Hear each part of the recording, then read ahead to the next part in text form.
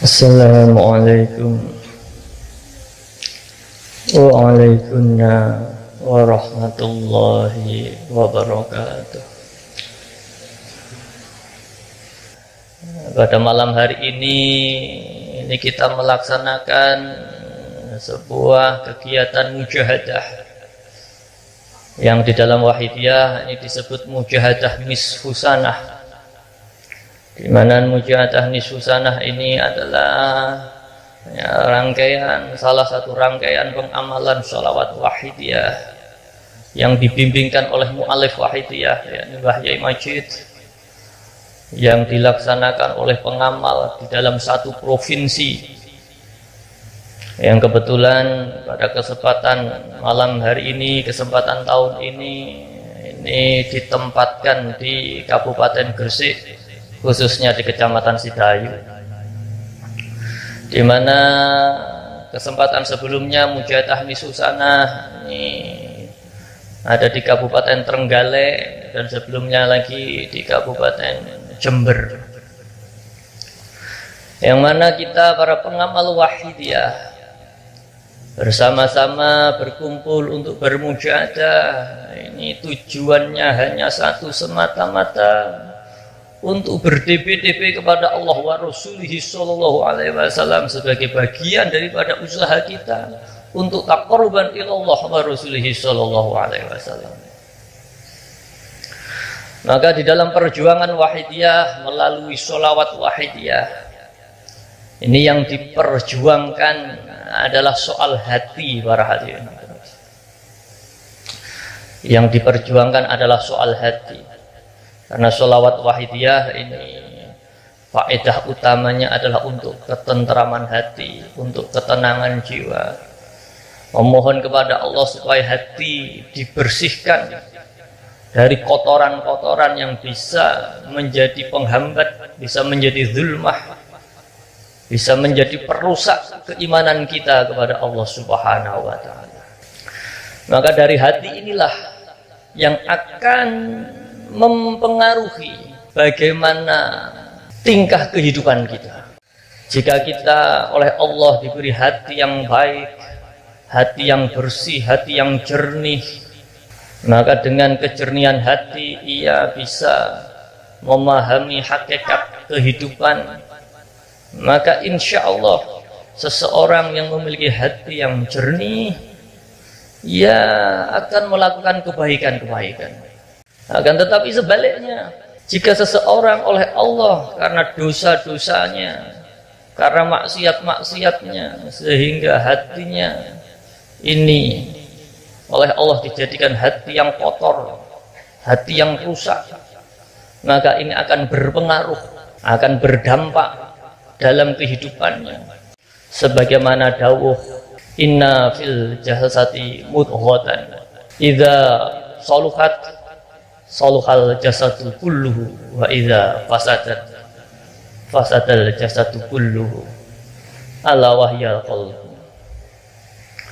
Sesungguhnya di dalam diri manusia ini ada segumpal daging, yang mana jika segumpal ini baik, maka akan baiklah seluruh jasad, seluruh aktivitas zatnya di mana hati tersebut bersemayam ini digunakan untuk melakukan hal-hal yang tidak diridhoi oleh Allah, untuk ibadah berat sulit, untuk ingat kepada Allah sulit, untuk ingat kepada Rasulullah sulit, untuk menyadari, merasa banyak dosa sulit.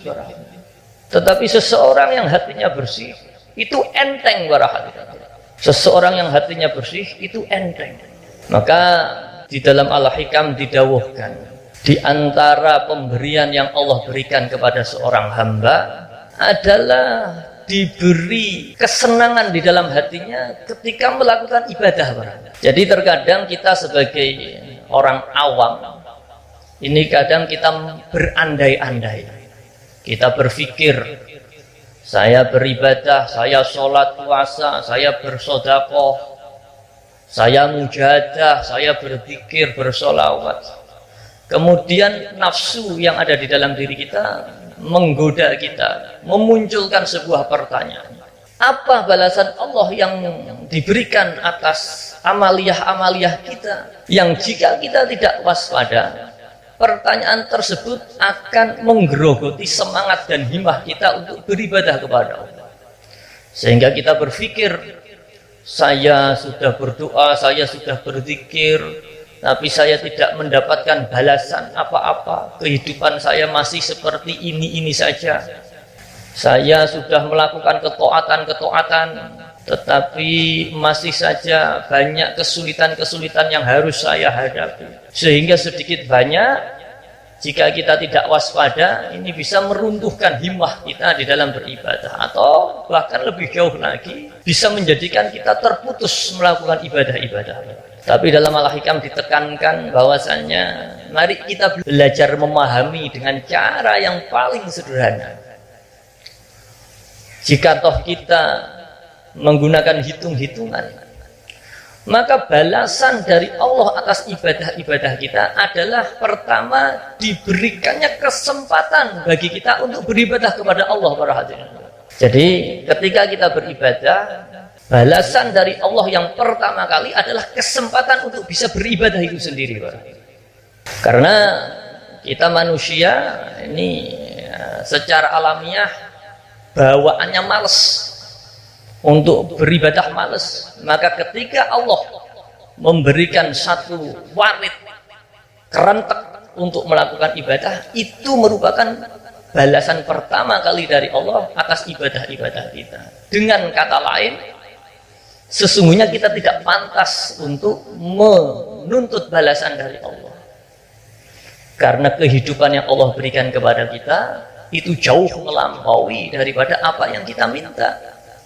Maka kesempatan yang Allah berikan terhadap kita untuk melakukan ibadah itu merupakan satu balasan atau satu pemberian tersendiri dari Allah.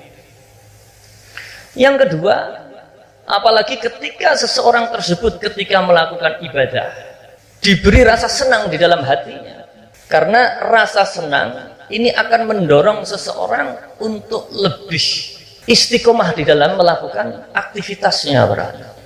Sebagai contoh, kita ketika masih kecil belum memahami apa itu pentingnya makan, apa itu pentingnya belajar, maka kita oleh orang tua kita ini disuruh, bahkan dipaksa, kalau perlu dimarahi, disuruh belajar, disuruh makan, dan lain sebagainya.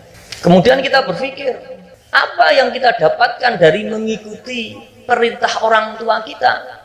Kok disuruh makan, kok disuruh belajar? Yang kita dapatkan pertama kali dari kita mengikuti perintah orang tua kita adalah ya keadaan kita untuk makan itu sendiri. Karena kalau tidak dipaksa, kita tidak makan, badan kita lemas, bahkan bisa mengundang penyakit atau ya, hal-hal yang tidak diinginkan.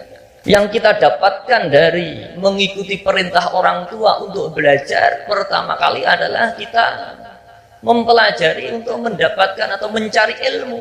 Karena kita yang memiliki sifat alamiah rasa malas, ini kalau tidak dipaksa, ini tidak mau belajar, malas makan karena keasyikan bermain dengan teman-temannya. Demikian pula ketika kita oleh Allah diberi kesempatan untuk bisa melakukan ketaatan dan ibadah-ibadah, maka jangan sampai kita muncul pertanyaan seakan-akan menuntut kepada Allah, ya Allah, apa balasan kepadaku ya Allah atas ketaatan yang saya lakukan kepada Engkau ya Allah.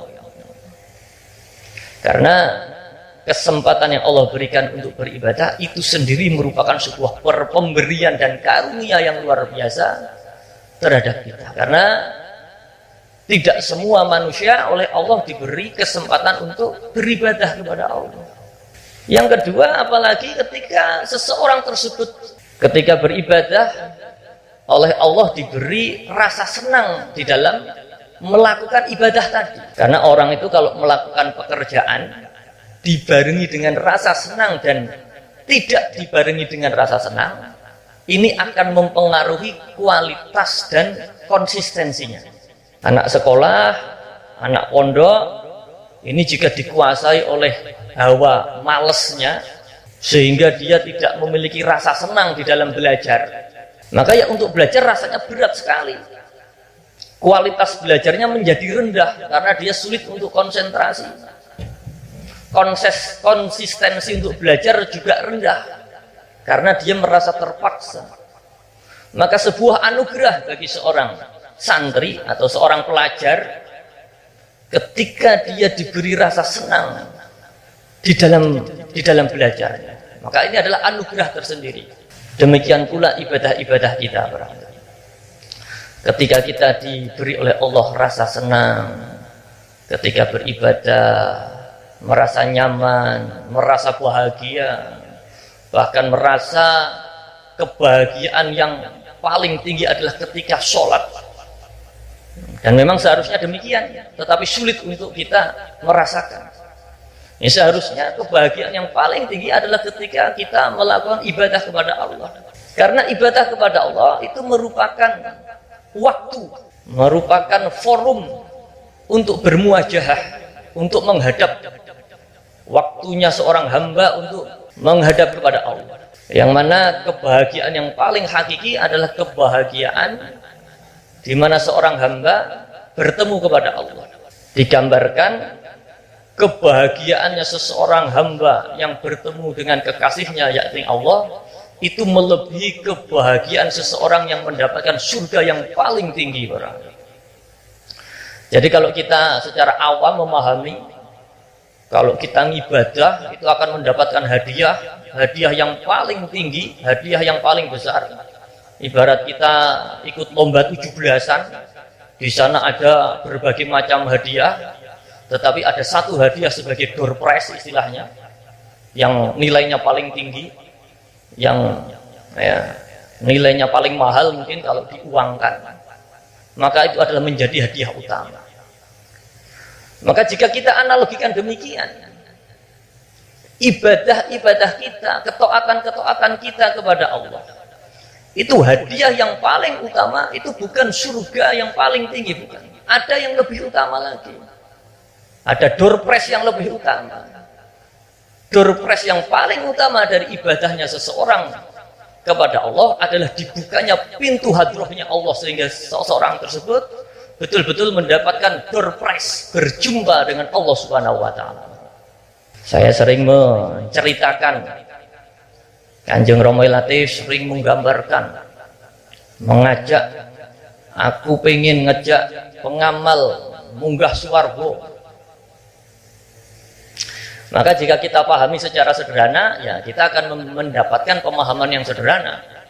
Munggah swarga, swarga sing paling dhuwur, Jannatul Firdaus, surga yang digambarkan berbagai macam kenikmatan-kenikmatan dunia yang tidak harus susah payah mendapatkannya. Akan tetapi para hadirin hadirat, surga yang paling tinggi sesungguhnya adalah surga ketika kita bisa berjumpa bersama-sama dengan Allah Subhanahu wa Ta'ala. Karena jika kita sudah berjumpa dengan Allah, maka tidak ada lain yang bisa mengalahkan nikmatnya.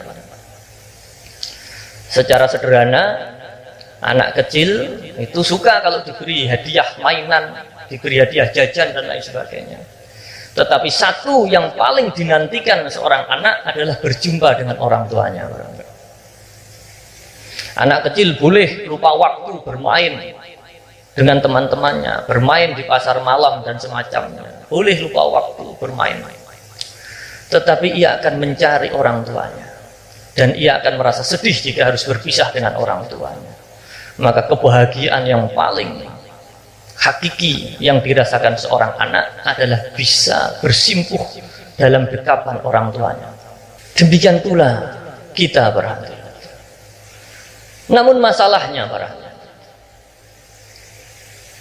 masalahnya adalah semakin kita beranjak usia, semakin kita beranjak dewasa, keluguan kita ketika masih kecil ini berangsur-angsur berubah. Ilmu-ilmu, pengalaman-pengalaman yang kita dapatkan ini ternyata dibarengi dengan nafsu para hadirin. Sehingga pandangan mata hati kita menjadi bias, sehingga kita tidak merasakan kenikmatan ketika beribadah, sehingga kita tidak merasakan kenikmatan berjumpa dengan Allah. Akhirnya kita mengejar kenikmatan-kenikmatan keduniawian, dan inilah yang menjadikan kita semakin jauh dari Allah. Maka mau tidak mau kita harus bertobat untuk membersihkan hati kita, supaya hati kita ini terbebaskan dari zulmah-zulmah, dapat menerima pancaran nur ilahiyah dari Allah. Maka seseorang yang tergerak hatinya untuk berjalan menuju Allah, ini adalah orang-orang yang hatinya telah terpancarkan nur ilahiyah. Para qalbus salikin yang hatinya berjalan menuju Allah, sehingga dalam perjalanannya dia berusaha untuk bermujahadah, bersungguh-sungguh memerangi hawa nafsu, bersungguh-sungguh untuk melakukan ketaatan kepada Allah, bersungguh-sungguh untuk meluruhkan nafsunya. Dan alhamdulillah para pengamal wahidiyah, kita sebagai pengamal wahidiyah dikenalkan sholawat wahidiyah, sebuah alat untuk membersihkan hati, agar hati kita semakin baik, agar kita meningkat kesadaran kita kepada Allah, menjadi iman makrifat kepada Allah. Ketika hati belum terbersihkan, masih dikuasai hawa nafsu, sulit untuk ingat kepada Allah. Maka dalam dunia tasawuf, seorang yang masih dikuasai hawa nafsu ini harus bertobat, berusaha untuk meningkat, untuk mendekat kepada Allah, sehingga kemudian dia bermujahadah. Kalau di wahidiyah dengan memperbanyak mujahadah sholawat wahidiyah, kalau yang lain menggunakan zikir-zikir atau sholawat yang lain, apapun itu, tetapi ia harus beranjak dari penguasaan nafsu untuk kembali kepada Allah. Maka kemudian ketika dia sedikit banyak bisa melepaskan nafsunya, dia mulai belajar untuk mengesahkan Allah, yakni masuk ke dalam maqam wahidiyah, mengesahkan Allah, atau dalam bahasa tasawuf umum ini juga dikenal dengan istilah farqu. Dia sudah mulai untuk menuju kepada Allah, tetapi masih muncul eksistensi antara dirinya dan Allah. Aku beribadah kepada Allah, aku sholat kepada Allah, aku puasa untuk Allah, keakuannya masih ada. Ini masih farq. Maka ini diteruskan, karena kemudian Allah nanti akan mengangkat makom seorang yang istiqomah di dalam bermujahadah, akan diangkat oleh Allah menjadi makom jam'u setelah farqu jam'u, atau istilah Mbah Yai setelah wahidiyah adalah makom ahadiyah, yang ada hanya Allah. Makom jam'u, makom ahadiyah ini juga bisa disebut makom fana, ketika dia telah lebur, sehingga dia semata-mata beribadah kepada Allah dengan menghilangkan eksistensi dirinya. Dirinya hilang, yang ada hanya Allah, fana, lebur. Atau istilah lain makom nirvana atau nirwana. Maka kalau kita belajar di filosofi Candi Borobudur, di sana ada level yang dasar, ada level kama datu, rupa datu, arupa datu. Dari yang saya dengar, yang saya pelajari dari teman-teman Buddha, kama datu digambarkan adalah alam nafsu, di mana seseorang, manusia ini senantiasa dikuasai oleh nafsu. Maka digambarkan pada relief-reliefnya ini adalah ya perbuatan-perbuatan yang ya, senantiasa mengikuti hawa nafsu. Ini level pertama di Candi Borobudur. Kemudian level kedua, arupa dhatu, adalah ketika seseorang sudah beranjak untuk mencapai kenikmatan spiritual, tetapi dia masih ada rupanya, masih ada gambarnya, masih ada fisiknya, masih ada keakuannya, bentuk dirinya masih tampak. Ini sudah bagus, tetapi belum sempurna. Dia sudah mulai sholat, ini kalau dalam Islam, dia sudah mulai sholat, dia sudah mulai melakukan kewajiban-kewajiban dengan baik, sholat, puasa, dan lain sebagainya, sedekah dan lain sebagainya sudah dilaksanakan, tetapi eksistensinya masih ada, rupa dirinya masih ada. Maka di Borobudur disebutkan rupa dhatu, rupa dirinya masih ada, karena dia masih dalam alam rupa, alam wujud. Maka pada level yang tertinggi di Borobudur disebut arupa dhatu atau nirvana, ketika rupanya menjadi hilang, arupa, rupanya menjadi hilang, lebur, yang ada hanya keheningan, yang ada hanya keheningan. Dalam Islam yang ada hanya Allah. Maka ini adalah ketika seseorang sudah mencapai makom billah. Mbah Yai Majid menyebut makom ahadiyah. Ini adalah gambaran puncak kenikmatan seseorang yang sedang beribadah kepada Allah, ketika dirinya sendiri menjadi hilang karena fana dalam ibadahnya. Seperti anak-anak sekarang yang sedang bermain game, video game melalui handphone, atau permainan-permainan apa saja. Atau kalau orang yang suka mancing di sungai, mancing di kolam, ini kalau sudah fana, ini pandangannya fokus di kimpulnya, yang lain tidak ada, yang ada hanya kimpulnya. Bergerak sedikit saja, dia yakin ada ikan yang menyambar, segera diangkat pancingnya tadi. Orang yang main video game juga demikian, dia fana, dia lupa sudah berapa jam bermain, laparnya tidak terasa, berapa waktu tidak terasa, ada orang tuanya memanggil tidak terdengar, ada kawannya datang, dia tidak paham, sehingga banyak di warung-warung kelihatannya rame tapi megang HP sendiri-sendiri, tapi fana dengan dirinya sendiri, sehingga dia hening dalam keramaian. Ini fana. Seseorang yang ibadahnya sudah mencapai makom fana pun juga demikian. Ketika dia beribadah, semua hilang, yang ada hanya Allah. Dirinya tidak ada, nafsunya tidak ada, dan karena nafsunya tidak ada, maka keinginan untuk surga dan terbebas dari neraka pun tidak ada. Yang ada hanya semata-mata Allah Subhanahu wa Ta'ala. Inilah seseorang yang telah dibuka hatinya, mendapatkan nur ilahiyah dari Allah, sehingga setiap naik dan turunnya nafas, setiap berkedipnya mata, ini semata-mata hanya digunakan untuk beribadah kepada Allah. Para hadirin hadirat, kembali pada soal hati.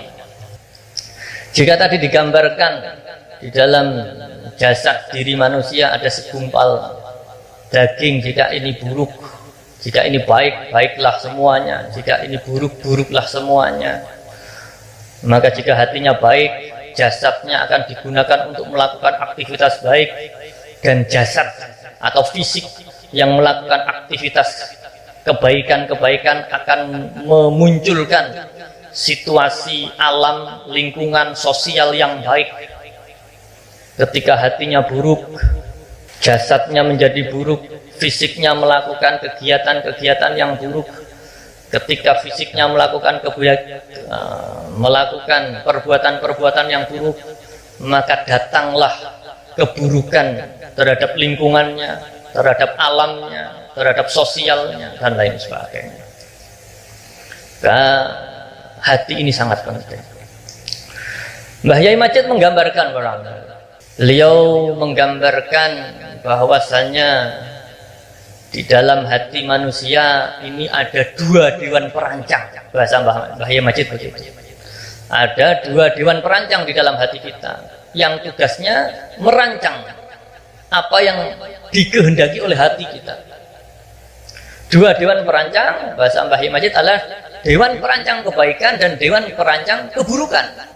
Jika di dalam hati ini yang menang adalah dewan perancang kebaikan, maka hati akan mengajak kebaikan. Fisiknya akan digunakan oleh hati untuk melakukan kebaikan-kebaikan. Akan tetapi jika yang ternyata menang adalah dewan perancang keburukan, maka hati akan menguasai fisik ini tadi untuk melakukan keburukan para hadirin. Maka mari para hadirin, sebelum kita melangkah terlalu jauh, kita kembali kepada hati kita masing-masing para hadirin. Sudah bersihkah hati kita para hadirin? Sudah baikkah hati kita para hadirin? Karena bisa jadi jika yang menang ini adalah dewan perancang keburukan, bisa jadi kita melakukan perbuatan ketaatan kepada Allah, tetapi tujuannya adalah untuk menuruti nafsu para hadirin. Melakukan sholat hanya sekedar pamer biar dibilang soleh. Melakukan sodakoh biar dibilang orang yang dermawan. Menghafal Al-Quran biar dibilang orang yang alim dan lain sebagainya, tetapi hatinya kosong dari Allah.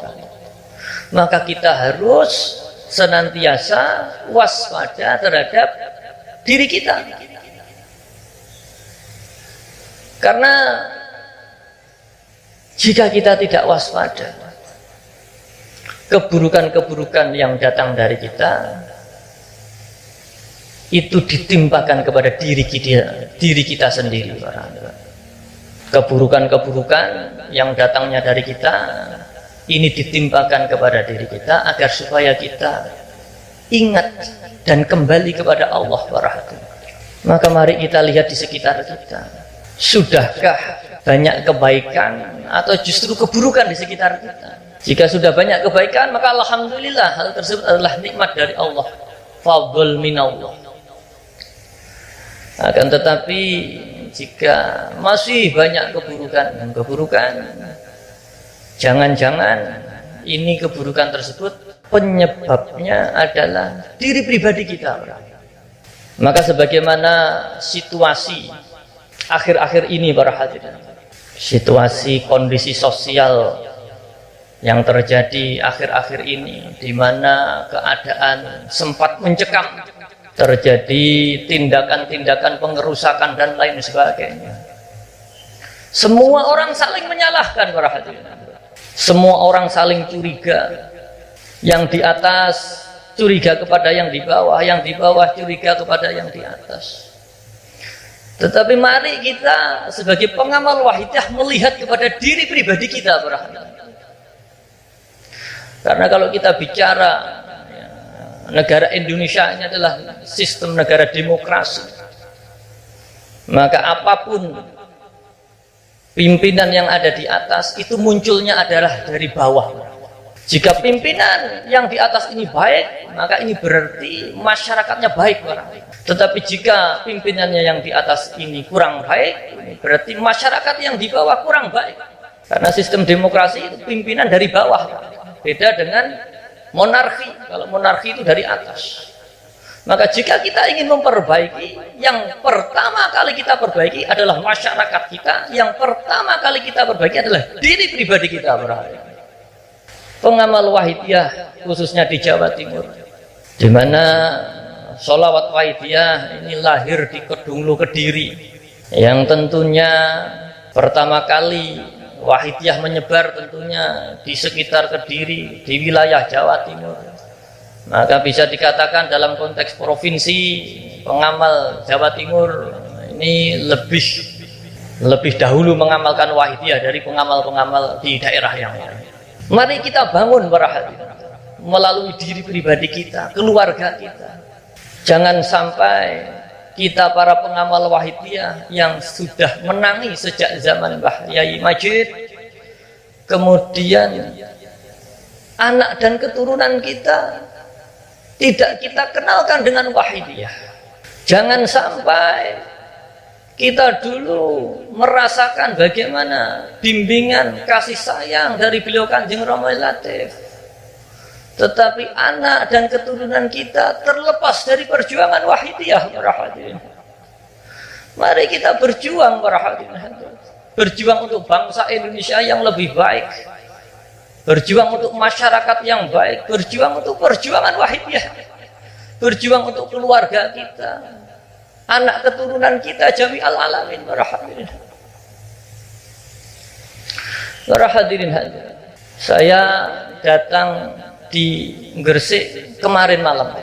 Saya datang di Gresik kemarin malam, kemudian saya berbincang-bincang dengan beberapa pengamal, pengamal Gresik dan sekitarnya, dengan panitia, dan salah satunya saya berbincang dengan Ketua PW Gresik, Pak Topan, atau saya memanggilnya biasanya Kang Topan. Saya tanya kepada Kang Topan, sampean dulu mondok di Kedunglo itu tahun berapa? Saya tanya. Dia bercerita mondok di Kedunglo tahun 86 ketika masih SMP. Terus saya tanya, apa yang berarti sampean masih merasakan mondok zaman Mbah Yai Majid? Karena beliau Mbah Yai Majid ini wafat tahun 89. Berarti sampean masih merasakan mondok ketika zaman Mbah Yai Majid. Saya tanya, apa yang sampean rasakan sebagai anak pondok yang masih SMP pada waktu itu? Ya, banyak bercerita tentang ya nostalgia tentang pengalamannya, susah dan senangnya ketika mondok pada waktu itu. Tetapi ada satu hal, dia bercerita memiliki kebiasaan dulu ketika Mbah Yai Majid ini miyos ke masjid untuk ngimami sholat maghrib atau sholat Jumat dan lain sebagainya. Kang Topan ini berusaha untuk duduk di barisan paling depan agar supaya apa? Agar supaya ketika Mbah Yai Majid menengok ini terlihat para hadirin. Itu sudah merupakan sebuah kebahagiaan tersendiri para hadirin. Ketika makmum ditengok, oh berarti ikut jamaah, itu sudah merupakan kebahagiaan tersendiri, khususnya yang dirasakan oleh Kang Topan ini tadi. Lalu bagaimana kita para pengamal Wahidiyah Jawa Timur, para hadirin hadirat? Apakah kita memiliki rasa kerinduan dan kebahagiaan semacam ini para hadirin? Apakah ketika kita bermujadah kita merasa benar-benar berhadapan makmum di belakang Mbah Yai Majid? Apakah ketika kita bermujadah kita merasa benar-benar diawasi, dipantau, bukan hanya diinguk, bukan hanya ditoleh, bukan hanya ditengok, tetapi diawasi oleh Mbah Yai Majid? Beliau Mbah Yai Majid mengawasi satu persatu para hadirin hadirat. Mana pengamal yang terus aktif dalam perjuangan, dalam mujadah-mujadahnya? Mana pengamal yang mulai kendor perjuangannya, semangatnya? Mana pengamal yang sudah mulai terbawa hawa nafsunya para hadirin? Mari pada malam hari ini para hadirin hadirat, Mujadah Nisusanah Provinsi Jawa Timur tahun 2025. Adakah di antara kita yang saat ini merasa ditengok oleh Mbah Yai Majid para hadirin? Ketika beliau menengok secara ruhaniyah para hadirin hadirat, beliau bukan hanya menengok di barisan yang paling depan, bahkan yang ada di barisan yang paling belakang, yang di pojokan, yang di kegelapan. Jika kita sambung batiniah dengan beliau, insya Allah panjenengan semua akan tetap diikut sertakan dalam perjuangan Wahidiyah para hadirin. Tetapi kalau toh kita merasa sulit, Karena untuk membayangkan kehadiran beliau ini adalah tidak mudah. Terlebih lagi bagi mereka yang belum pernah berjumpa dengan Mbah Yai Majid orang itu. Seperti saya pribadi, ini belum pernah berjumpa. Artinya ketika beliau Mbah Yai Majid wafat, ini saya masih kecil, umur setahun, belum jowo para hadirin. Maka saya bisa membayangkan dan beliau Mbah Yai Majid ini dari dawuh-dawuh beliau Kanjeng Romi Latif para hadirin, tentang bagaimana kasih sayang beliau, kesabaran beliau para hadirin. Untuk itu mari para pengamal Wahidiyah, jika kita sulit untuk membayangkan Mbah Yai Majid, kita bayangkan beliau Kanjeng Romi Latif para hadirin. Apapun keadaan kita para hadirin, walaupun kita dalam keadaan di tengah-tengah maksiat para hadirin, jangan sampai kita tinggalkan genggaman tangan kita para hadirin. Kita mohon supaya disowankan kepada Allah wa Rasulihi sallallahu alaihi wasallam. Karena ketika kita berbuat dosa, berbuat maksiat, kita tidak mau bertobat, tidak mau mohon ampunan, tidak mau memohon syafaat kepada beliau Rasulullah sallallahu alaihi wasallam, kita akan berlarut-larut dalam dosa-dosa tersebut para hadirin. Kita akan bersenang-senang dalam dosa-dosa tersebut para hadirin. Tetapi bagi mereka yang betul-betul mau bertobat kepada Allah, mau betul-betul memohon syafaat kepada beliau Rasulullah sallallahu alaihi wasallam, insya Allah akan diberi kekuatan di dalam hatinya, mendapatkan taufik hidayah dari Allah, syafaat tarbiyah Rasulullah serta nadhrah barakah beliau ghazi hada zaman radhiyallahu anhu akan dicangkeng para hadirin, akan dientaskan dari lumpur-lumpur dosa para hadirin untuk dimandikan hingga bersih para hadirin. Namun sayangnya setelah kita dibersihkan oleh beliau, kita kembali zalim para hadirin, kembali melakukan dosa-dosa lagi para hadirin. Untuk itu sebelum terlambat, mari pada malam hari ini kita mohon supaya kita bersama keluarga kita, orang tua kita, kakek nenek kita mendapatkan syafaat beliau Rasulullah sallallahu alaihi wasallam. Jangan ada satupun di antara kita yang tidak merasa bersalah. Jangan ada di antara kita satupun yang tidak merasa berdosa. Keadaan kacau balau yang tidak karu-karuan ini adalah karena dosa-dosa kita, khususnya pengamal Wahidiyah. Kita diberi doa, tahu mujadah tetapi tidak bersungguh-sungguh, sehingga Allah mulai menarik barokahnya sedikit demi sedikit hingga yang terjadi kekacauan-kekacauan di antara kita. Maka sebelum ini terlambat, mari kita DP mohon ampunan kepada Allah para hadirin. Mari para bapak-bapak, ibu-ibu, khususnya para remaja-remaja, para kanak-kanak Wahidiyah.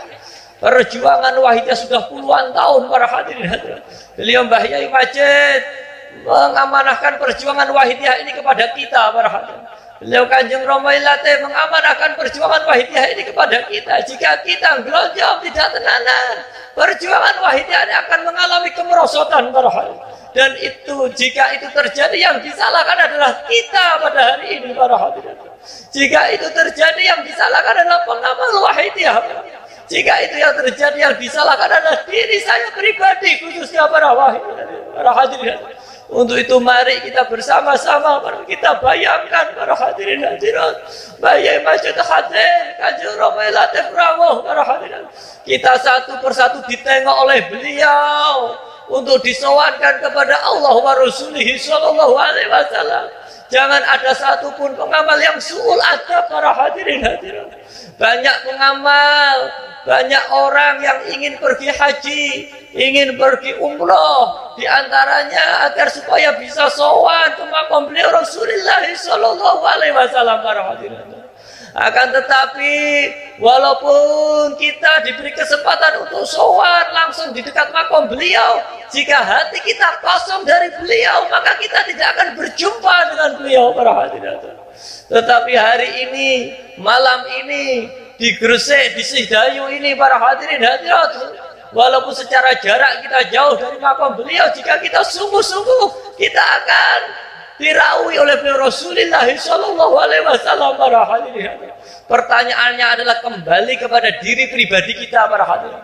Apakah diri pribadi kita, hati kita masih dikuasai hawa nafsu hingga muncul zulmah yang tebal hingga kita sulit untuk merasakan beliau hadirnya beliau Rasulullah sallallahu alaihi wasallam, atau kita sudah mulai dibuka hati kita para hadirin sehingga walaupun masih sangat kecil kita bisa merasakan kehadiran beliau Rasulullah sallallahu alaihi wasallam.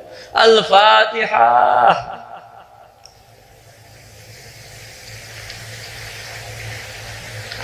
Al-Fatihah.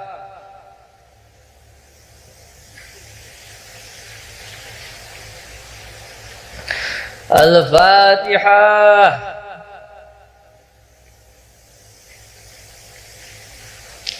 Mari para hadirin hadirat, nuwun sewu bagi para hadirin hadirat yang belum hafal atau belum kenal dengan sholawat wahidiyah, kami persilahkan untuk membaca doa, sholawat, zikir, apapun yang biasa diamalkan. Atau jika berkenan bersama-sama dengan kami membaca kalimat nida, ya Sayyidi ya Rasulullah, ya Sayyidi ya Rasulullah, diulang-ulang sampai permohonan ini selesai. Yang paling penting kita bersungguh-sungguh merasa hadir di hadapan beliau Rasulullah sallallahu alaihi wasallam, memohon syafaat kepada beliau untuk diri pribadi kita, untuk keluarga kita, untuk orang tua, mbah-mbah kita yang sudah meninggal, untuk anak-anak kita, para hadirin hadirat mari. Allahumma ya wahidu ya ahad, ya wajidu ya jawad, salli wa sallim wa barik ala sayyidina Muhammad wa ala ali sayyidina Muhammad في كل لمحة ونفس بعدد معلومات الله وفيوضاته وأمداده. اللهم يا وحيد يا أحد يا واجد يا جواد صل وسلم وبارك على سيدنا محمد وعلى آل سيدنا محمد في كل لمحة ونفس بعدد معلومات الله وفيوضاته وأمداده. اللهم يا واحد يا أحد يا واجد يا جواد صل وسلم وبارك على سيدنا محمد وعلى آل سيدنا محمد في كل لمحة ونفس بعدد معلومات الله وفيوضاته وأمداده. اللهم كما أنت أهله صل وسلم وبارك على سيدنا ومولانا وشفيعنا وحبيبنا وقرة أعيننا محمد صلى الله عليه وسلم كما هو عليه. نسألك اللهم بحقه أن تغرقنا في لجات بحر الوحدة حتى لا نرى ولا نسمع ولا نجد ولا نحس ولا نتحرك ولا نزن إلا بها، وترزقنا تمام مغفرتك يا الله وتمام نعمتك يا الله وتمام معرفتك يا الله وتمام محبتك يا الله وتمام رضوانك يا الله. وصلي وسلم وبارك عليه وعلى آله وصحبه عدد ما أخف به علمك وأحصاه كتابك برحمتك يا أرحم الراحمين والحمد لله رب العالمين. Mari kita sungguh-sungguh mohon syafaat kepada beliau Rasulullah sallallahu alaihi wasallam. Sungguh, jika kita tidak sungguh-sungguh di dalam memohon ini sehingga kita dihindari oleh Kanjeng Nabi, maka kita akan hancur binasa para hadirin. Mari kita mohon agar kita supaya termasuk dari umat yang didoakan oleh beliau Rasulullah sallallahu alaihi wasallam. Allahumma hdi qaumi fa innahu la ya'lamun para hadirin. Ketika para penduduk Taif ini berbuat yang menyakiti beliau Kanjeng Nabi secara fisik para hadirin hadirat, ini ya, malaikat Jibril murka para hadirin hadirat. Sehingga dengan kesabaran beliau Rasulullah sallallahu alaihi wasallam memohon kepada Allah, ya Allah, Ampunilah umatku ini para ya Allah. Sesungguhnya mereka tidak faham, maka berilah petunjuk, berilah hidayah ya Allah, sehingga mereka menjadi umat yang sadar. Adanya mereka menyakiti aku karena mereka belum sadar para ya Allah. Para hadirin hadirat, jika para penduduk Taif ini menyakiti beliau secara fisik para hadirin hadirat, maka kita para pengamal wahidiyah menyakiti beliau secara batiniah para hadirin hadirat. Kita mengaku-ngaku sebagai umat beliau, kita mengaku-ngaku cinta kepada beliau, tetapi nyatanya kita khianat kepada beliau para hadirin. Sungguh jika beliau ini tidak sabar, beliau terluka hatinya, bagaimana para umatnya khianat kepada beliau. Maka jika kita tidak sungguh-sungguh, ini murka Allah, ini ya bendunya Allah ini datang kepada kita, datang kepada masyarakat kita, datang kepada bangsa kita para hadirin.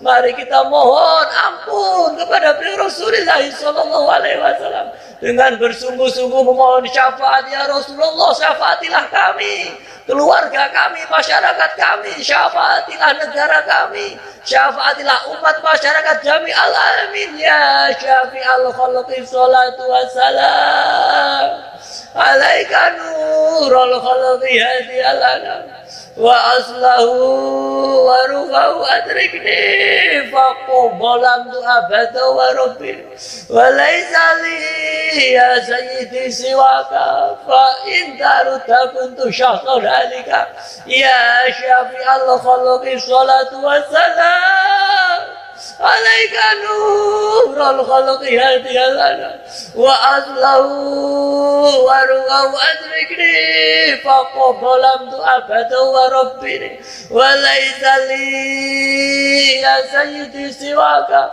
fa in darudda kuntu syahsan alika ya syafi'al khalqi salatu wassalam alaika nurul khalqi hadiyal anam wa aslahu wa ruhahu adrikni faqobalam tu abada wa rabbi wa laysa li ya sayyidi siwaka wa in daruta kuntu syahsan halika. Para hadirin hadirat, telah terjadi kebakaran, telah terjadi pembakaran di sana sini, telah terjadi penjarahan di sana sini para hadirin hadirat. Yang dijarah adalah hati kita para hadirin hadirat. Yang dibakar adalah hati kita. Yang dijarah adalah keimanan kita, dijarah oleh nafsu kita para hadirin hadirat. Sehingga tampaknya kita bermujahadah, tetapi kesadaran telah hilang dari hati kita para hadirin hadirat. Mari sebelum terlambat para hadirin hadirat, kita lumpuhkan nafsu-nafsu penjarah tersebut. Kita mohon supaya hati kita tetap dijaga keimanan kepada Allah, supaya dijaga keimanan kita kepada Rasulullah sallallahu alaihi wasallam, mahabbah kita kepada Kanjeng Nabi. Ya Sayyidi ya Rasulullah, ya Sayyidi ya Rasulullah, ya Sayyidi ya Rasulullah, ya Sayyidi ya Rasulullah, ya Sayyidi ya Rasulullah, ya Sayyidi ya Rasulullah, ya Sayyidi ya Rasulullah. Para hadirin hadirat, sudah terlambat para hadirin hadirat. Hati kita kosong para hadirin hadirat. Hati kita kosong dari Allah, sudah habis oleh nafsu para hadirin hadirat. Sudah dibakar habis, sudah dijarah habis. Yang ada hanya dewan perancang keburukan saja para hadirin hadirat. Maka mari kita mohon kepada beliau Ghazi Hadha Zaman radhiyallahu anhu. Kita mohon agar kita dibimbing, agar kita disowankan untuk sampai kepada Allah wa Rasulih sallallahu alaihi wasallam. Ya ayyuhal Ghauz salamullah alaika rabbini bi'idhnillah wa ilayya sayyidi bilal musilatil habratil.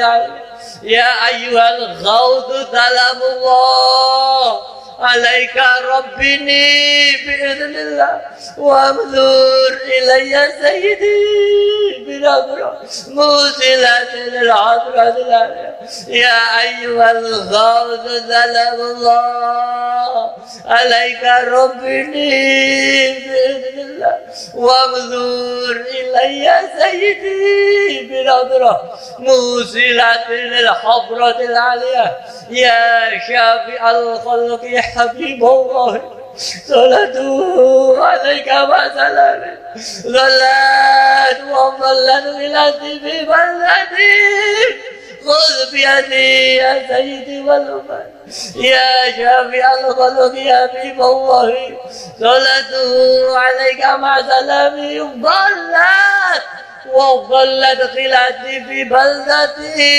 خذ بيدي يا سيدي والأمم يا شافع الخلق حبيب الله صلاته عليك مع سلامه ضلت وضلت غلاتي في بلدتي خذ بيدي ya Sayyidi wal ummati barahadri. Kita bayangkan kita ditengok satu persatu oleh Yai Majid barahadri, yang di depan, yang di belakang, yang di tempat terang, yang di tempat gelap, semuanya ditengok satu persatu. Yang ditengok bukan orangnya, tapi yang ditengok adalah hatinya barahadri. Tetapi sayangnya sudah banyak kita mengecewakan beliau para hadirin. Sudah banyak kita berbuat salah kepada beliau, sudah banyak kita berkhianat kepada beliau. Kita mengaku derek dalam perjuangan Wahidiyah, nyatanya kita mujadah males, yaumiyah tidak berjalan, usbu'iyah tidak berjalan. Datangnya kalau mujadah hanya pas banyak temannya saja para hadirin. Niatnya bukan lillah billah, bukan li rasul bi rasul, bukan lil ghos bil ghos para hadirin. Ini jika beliau Mbah Yai Majid kecewa sehingga beliau tidak mau menengok lagi, kita akan sulit untuk berjumpa kepada Allah wa Rasulih sallallahu alaihi wasallam. Namun untungnya beliau Kanjeng Romi latih sabar para hadirin hadirat. Ketika beliau Mbah Yai Majid menjelang wafat para hadirin hadirat, ketika beliau Mbah Yai Majid menjelang wafat, beliau Kanjeng Romi latih matur, tuh Mbah Yai Majid mau doa restu untuk perjuangan Wahidiyah. Beliau Kanjeng Romi Latif matur kepada Mbah Yai Majid, tuh Mbah Yai Majid, kula mohon maaf untuk keluarga kula mohon maaf untuk para pengamal Wahidiyah, para hadirin hadirat. Maka para hadirin hadirat, semoga kita apapun keadaan kita termasuk yang dimohonkan ampunan maaf dari Kanjeng Romi Latif kepada Mbah Yai Majid, para hadirin hadirat. Semoga apapun keadaan kita ditengok satu persatu untuk diajak sowan kepada Allah wa Rasulih sallallahu alaihi wasallam. Pada malam hari ini mujadah nisusana, pada malam hari ini jangan ada yang ditutup hatinya, mari kita buka hatinya para hadirin. Jangan ada yang tidak merasa bersalah, jangan ada yang tidak merasa berdosa khusus dalam perjuangan Wahidiyah ini para hadirin.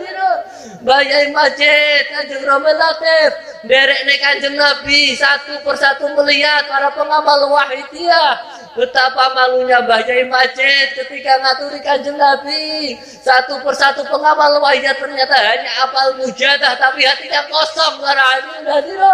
Ya Sayyidi ya Rasulullah, ya Sayyidi ya Rasulullah, ya Sayyidi ya Rasulullah, ya Sayyidi ya Rasulullah, ya Sayyidi ya Rasulullah, ya Sayyidi ya Rasulullah, ya Sayyidi ya Rasulullah. Ya Rabbana Allahumma salli sallim ala Muhammadin syafi'il umam wal ali waj'al lana muslimin bil wahidiyati rabbil alamin ya rabbal alamin يسرف تعوادنا قرب وألف بيننا يا رب يا ربنا اللهم صل سلم على محمد شفيع الأمم والآل واجعل الأدب مسرئين بالواحدية لرب العالمين يا رب العالمين يسرف تعوادنا قرب وألف بيننا يا رب يا ربنا اللهم صل سلم على محمد شفيع الأمم والآل واجعل الأدب مسرئين بالواحدية لرب العالمين يا رب العالمين يسرف تعوادنا قرب وألف بيننا ya Rabbana para hadirin hadirat mari kita mohon barokah para hadirin. Keadaan yang tidak karu-karuan, kocar-kacir ini para hadirin semua adalah salah kita para pengamal wahidiyah. Tidak tenanan kalau mujahadah, tidak tenanan kalau mohon barokah, tidak tenanan memohonkan barokah bangsa Indonesia ini para hadirin hadirat. Untuk itu mari kita mohonkan barokah para hadirin. Kita mohon barokah kehidupan dunia para hadirin. Kita mohonkan barokah bangsa Indonesia bisa lebih baik lagi para hadirin hadirat. Semua diangkat oleh Allah para hadirin hadirat. Pemimpinnya diberi taufik hidayah oleh Allah, masyarakatnya diberi taufik hidayah oleh Allah, rakyatnya makmur sejahtera para hadirin hadirat. Mari kita mohon barokah untuk keluarga kita, anak-anak kita, keturunan kita. Kita mohon barokah untuk perjuangan wahidiyah khususnya di Jawa Timur ini para hadirin hadirat. Mari bersungguh-sungguh. Jika tidak sungguh-sungguh, barokah akan dicabut oleh Allah. Kebakaran-kebakaran yang ada, kekacauan yang ada ini adalah permulaan saja jika kita tidak bersungguh-sungguh para hadirin hadirat. Mari Allahumma barik fima khalaqta wa hadhil baldah ya Allah wa fi hadhil mujahadah ya Allah.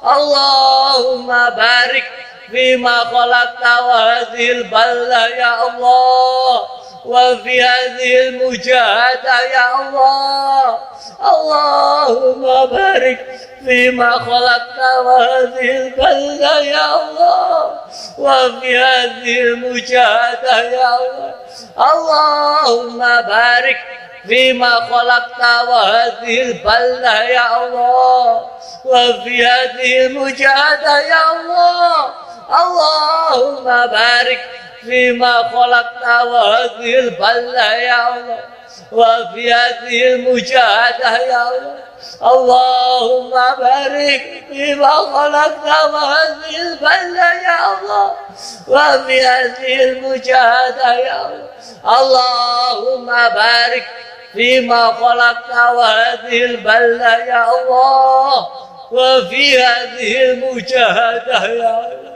وفي هذه المجاهدة النصف سنة يا الله وفي هذه المجاهدة النصف سنة يا الله وفي هذه المجاهدة النصف سنة يا الله وفي هذه المجاهدة النصف سنة يا الله وفي هذه المجاهدة النصف سنة يا الله وفي هذه المجاهدة النصف سنة يا الله وفي هذه المجاهدة النصف سنة يا الله. Mari kita istighraq. Istighraq itu kosong, gunglewang-lewong yang ada hanya Allah. Diri kita tidak ada, makhluk tidak ada, yang ada hanya Allah.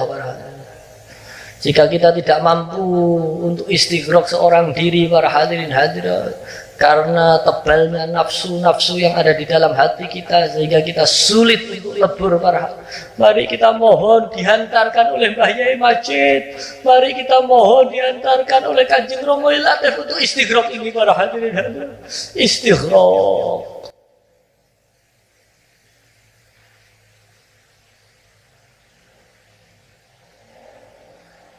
Al-Fatihah. Mari kita mohon para hadirat, kita bersungguh-sungguh berdoa kepada Allah. Orang yang berdoa bersungguh-sungguh itu betul-betul menangis para hadirat. Di antara ciri-ciri yang orang-orang yang betul-betul membutuhkan itu ketika memohon adalah menangis para hadirat. Mari kita sungguh-sungguh bermohon pada Allah para hadirat. Bismillahirrahmanirrahim.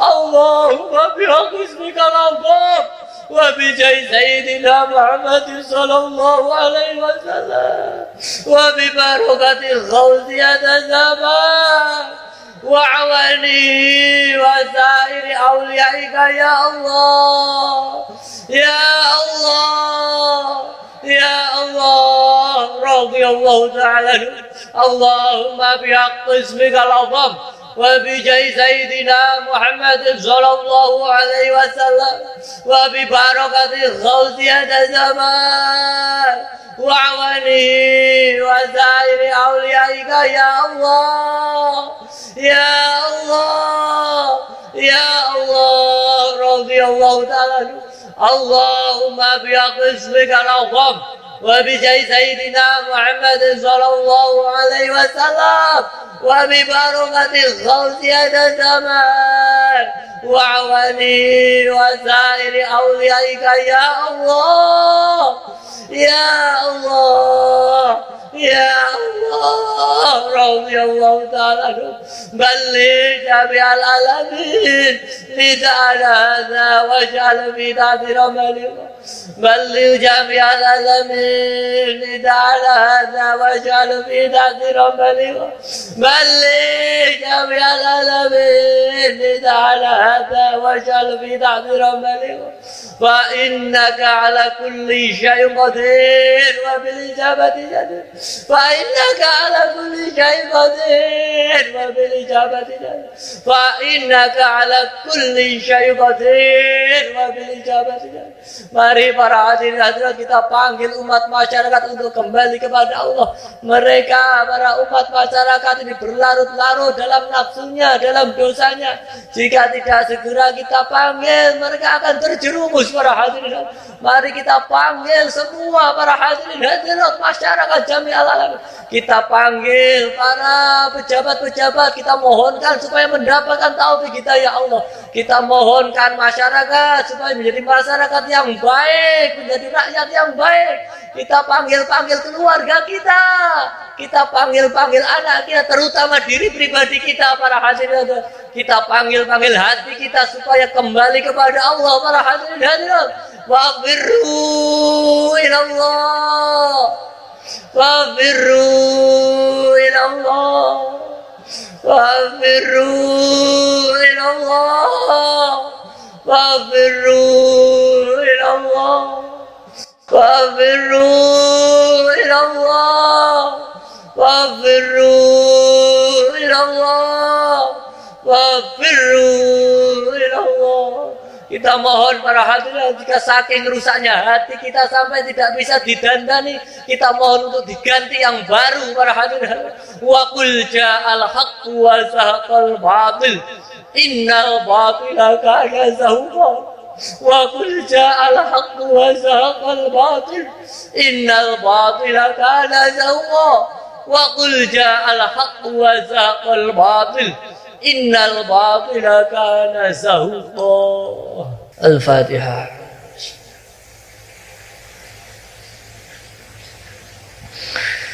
Mari kita yakin, yang saya yakinnya bahwa permohonan ini benar-benar diijabahi oleh Allah wa Rasulihi sallallahu alaihi wasallam wa khusiyata zaman Allah.